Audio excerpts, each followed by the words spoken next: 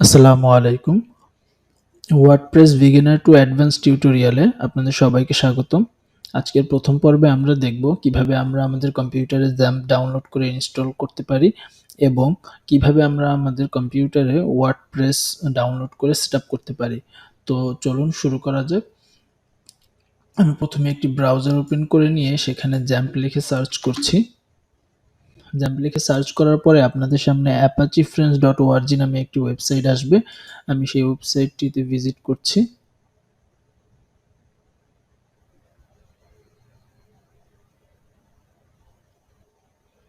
ওয়েবসাইটে ভিজিট করার পরে আপনারা দেখতে পাবেন এখানে ডাউনলোডের অপশন দেওয়া আছে, যে যেই ধরনের অপারেটিং সিস্টেম ব্যবহার করেন সে সেই ধরনের অপারেটিং সিস্টেমের জন্য ডাউনলোড করতে পারবেন। ডাউনলোড করার প্রসেসটা একদমই সিম্পল। জাস্ট আপনি যে অপারেটিং সিস্টেম ইউজ করেন সেই অপারেটিং সিস্টেমের নামের উপরে জাস্ট একটি ক্লিক করলেই এখানে ডাউনলোড হওয়া শুরু হয়ে যাবে।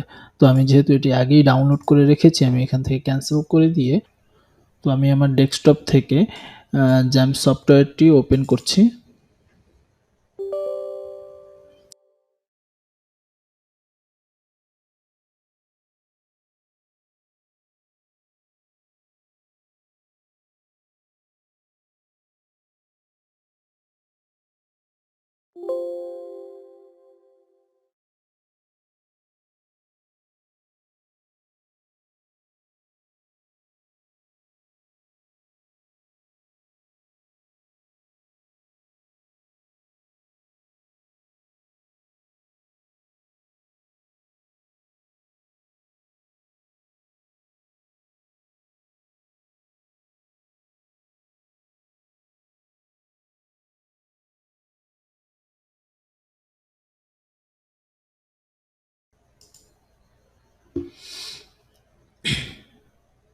তারপর আবার নেক্সট ক্লিক করছি।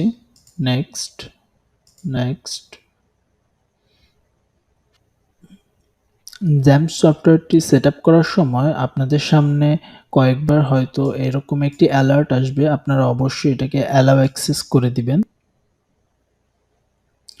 তো আমাদের XAMPP সফটওয়্যারটি ইনস্টল কমপ্লিট হয়ে গেছে। এখন এখানে দেখতে পাচ্ছেন do you want to start the control panel now, এইটাকে অবশ্যই টিক চিহ্ন দিয়ে রাখবেন। ফিনিশে ক্লিক করলাম। আমাদের যা লাগবে তা হচ্ছে অ্যাপাচি এবং মাইএসকিউএল, এই দুইটা আমরা স্টার্ট করে দেব। এটা যখন এই দুইটা যখন সবুজ হয়ে যাবে তখন আমরা এই টুলটা দিয়ে কাজ করতে পারবো। তখন বোঝা যাবে যে এটা প্রপারলি কাজ করছে। তো এখন আমাদের যেটা করতে হবে সেটা হচ্ছে আমরা ওয়ার্ডপ্রেস ইনস্টল করব। তো ওয়ার্ডপ্রেস ইনস্টল করার জন্য আমরা যেখানে জাম্প ইনস্টল করেছি যেই ড্রাইভে, সেই ড্রাইভে চলে যাচ্ছি।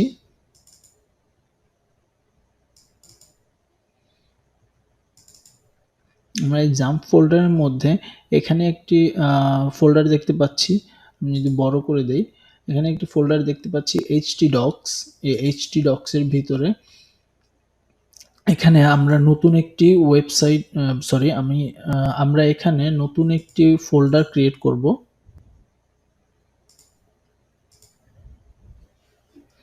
আমি ফোল্ডারটির নাম দিয়ে দিচ্ছি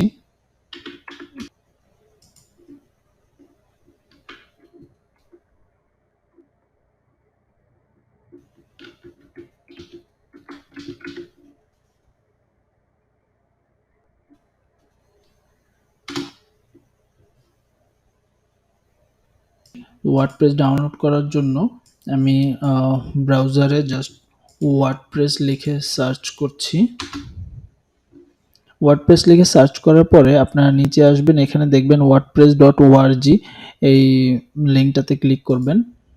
তো wordpress.org-তে আসার পরে আপনি যদি স্ক্রল করে নিচে আসেন তাহলে এখানে দেখতে পারবেন ডাউনলোড ওয়ার্ডপ্রেস। তো যদি আপনারা ডাউনলোড ওয়ার্ডপ্রেসে ক্লিক করেন তাহলে আপনাদের ওয়ার্ডপ্রেসটি এখানে ডাউনলোড হওয়া শুরু হবে। আমাদের ওয়ার্ডপ্রেস ডাউনলোড হয়ে গেছে। তো এখন আমি আমার ডেস্কটপ থেকে ওয়ার্ডপ্রেসটিকে এক্সট্রাক্ট করব।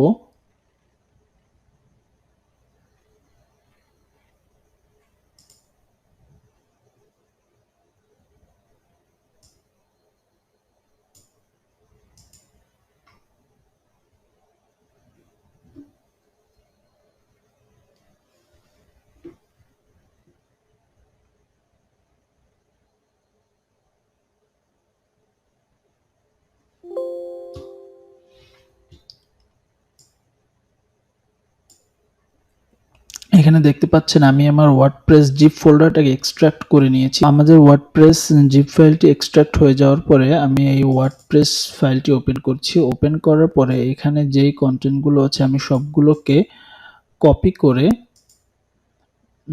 সেই htdocs এর ভিতরে আমরা যে একটি ফোল্ডার ক্রিয়েট করেছিলাম সেই ফোল্ডারে নিয়ে রাখবো। সো দিস পিসি, এখান থেকে ওয়ার্ক ড্রাইভ, এখান থেকে জ্যাম ফোল্ডার থেকে htdocs থেকে মাই নিউ ওয়েবসাইট, এবং এইখানে আমরা সেই ফাইলগুলো পেস্ট করে দিব। সেটা যদি দেখতে চাই, আমি যদি কোনো ব্রাউজারে, এখন যদি আমরা কোনো ব্রাউজারে গিয়ে জাস্ট টাইপ করি, অ্যাড্রেস বারে যদি লিখি localhost স্ল্যাশ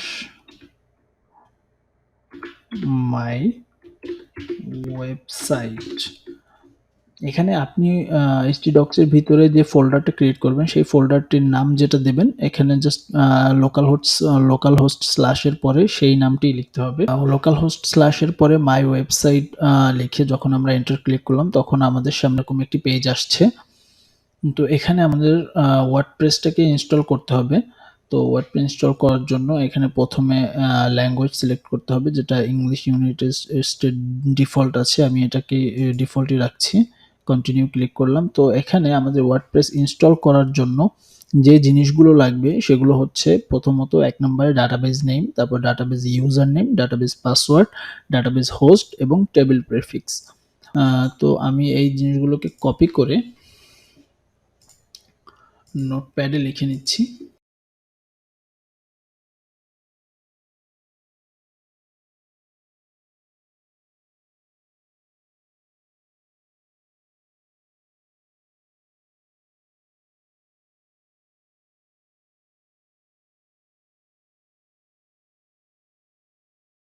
এই ইনফরমেশনগুলো পাওয়ার জন্য আমাদের যেটা করতে হবে, আমি জাস্ট একটি নিউ ট্যাব ওপেন করে নিচ্ছি। নিউ ট্যাব ওপেন করে নেওয়ার পরে আমি এখানে লিখব লোকাল হোস্টের পরে আমি এখানে মাই ওয়েবসাইটের জায়গায় লিখব পিএইচপি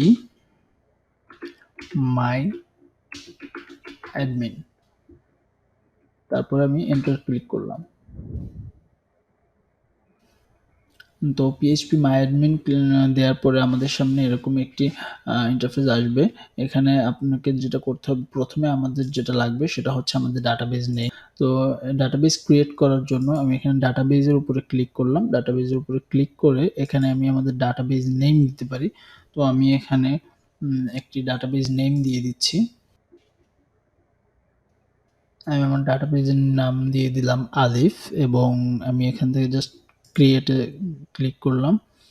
তো আমাদের ডাটাবেস ক্রিয়েট হয়ে গেছে, আমাদের ডাটাবেস নেম ক্রিয়েট করা হয়ে গেছে। এবার আমাদের ডাটাবেস ইউজার নেম ক্রিয়েট করতে হবে। ইউজার নেম ক্রিয়েট করার জন্য আপনারা জাস্ট এখানে প্রিভিলেজ এই অপশনে ক্লিক করবেন। এই অপশনে ক্লিক করার পরে এখান থেকে অ্যাড ইউজার অ্যাকাউন্টে ক্লিক করার পরে এখানে ইউজার নেম দিতে হবে একটি। তো আমি এটাও দিয়ে দিলাম আলিফ। হোস্ট নেম, যেহেতু আমরা লোকাল হোস্টে কাজ করব সেহেতু এখানে আমরা হোস্ট নেম দিয়ে দিচ্ছি লোকাল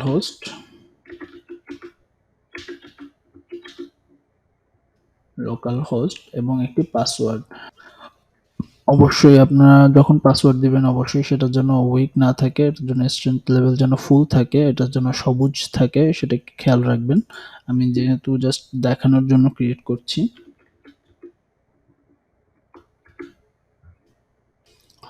তো পাসওয়ার্ড দেওয়ার পরে আমরা যেটা করব, আমরা নিচে এখানে এসে চেক অল এটাতে ক্লিক করে দেব, যেন এই সব পারমিশনগুলো চেক থাকে। তো এটাতে ক্লিক করার পরে জাস্ট আমি এখান থেকে গোতে ক্লিক করে দিচ্ছি। তো আমাদের ডাটাবেস নেম ক্রিয়েট করা হয়েছে, ডাটাবেস ইউজার নেম ক্রিয়েট করা হয়েছে, ডাটাবেস পাসওয়ার্ড ক্রিয়েট করা হয়েছে, ডাটাবেস হোস্ট ক্রিয়েট করা হয়েছে। লেটস গোতে ক্লিক করছি। তো আমরা ডাটাবেস নেম দিয়েছিলাম আলিফ, ইউজার নেম দিয়েছিলাম আলিফ,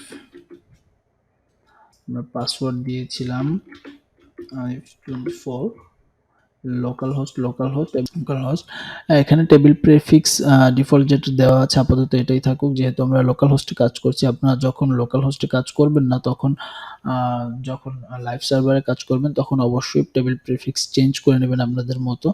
বা আমি এখন এখান থেকে ডব্লিউপি চেঞ্জ করে এজেড দিয়ে দিচ্ছি। তারপর আমি সাবমিটে ক্লিক করলাম। তারপর রান দ্য ইনস্টলেশন। এখন আমরা ওয়ার্ডপ্রেস লগইন করব। সেই লগইনটার জন্য আমাদের একটি ইউজার নেম এবং একটি পাসওয়ার্ড দিতে হবে। তো ওয়ার্ডপ্রেস লগইন করার জন্য আমি এখানে আলিফ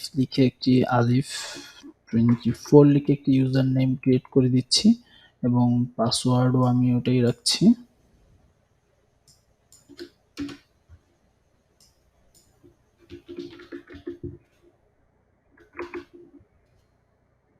ইমেল অ্যাড্রেস দিয়ে দিই। একটি ইমেল অ্যাড্রেস দিয়ে দেওয়ার পরে জাস্ট ইনস্টল ওয়ার্ডপ্রেসে ক্লিক করছি।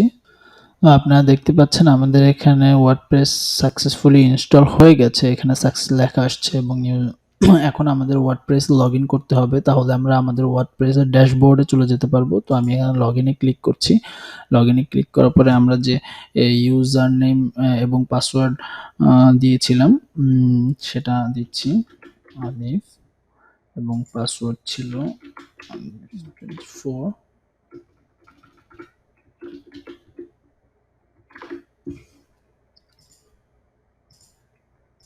আমি লগইনে ক্লিক করছি। লগইনে ক্লিক করার সাথে সাথে আমরা আমাদের ওয়ার্ডপ্রেসের ড্যাশবোর্ডে চলে যেতে পারবো। তো দেখুন আমরা আমাদের ওয়ার্ডপ্রেসের ড্যাশবোর্ডে চলে আসছি। এখন আমি যদি এখান থেকে আমাদের ভিজিট সাইটে ক্লিক করি তাহলে আমরা আমাদের সাইটটি দেখতে পাবো। তো আমাদের ওয়েবসাইটটি এখন আপাতত এই অবস্থাতে আছে। তো আমরা দেখলাম কিভাবে আমরা জ্যাম্প ইনস্টল করতে পারি এবং জ্যাম্প সেটআপ করতে পারি এবং তারপরে কিভাবে ওয়ার্ডপ্রেস ইনস্টল করতে পারি এবং ওয়ার্ডপ্রেস সেটআপ করতে পারি। তো আমাদের মোটামুটি এনভায়রনমেন্ট সবকিছু রেডি হয়ে গেছে। এরপর থেকে আমরা দেখব ওয়ার্ডপ্রেসের মাধ্যমে আমরা কিভাবে একটি পূর্ণাঙ্গ ওয়েবসাইট বিল্ড করতে পারি। এগুলো আমরা পরের পর্বগুলোতে আস্তে আস্তে দেখব এবং আগামী পর্বতে আমরা দেখব যে ওয়ার্ডপ্রেসের যে এই অপশনগুলো কোনটার কি কাজ সেগুলো আমরা আস্তে আস্তে দেখব। তো আজকের ভিডিও এই পর্যন্তই। সবাই ভালো থাকবেন। আল্লাহ হাফেজ।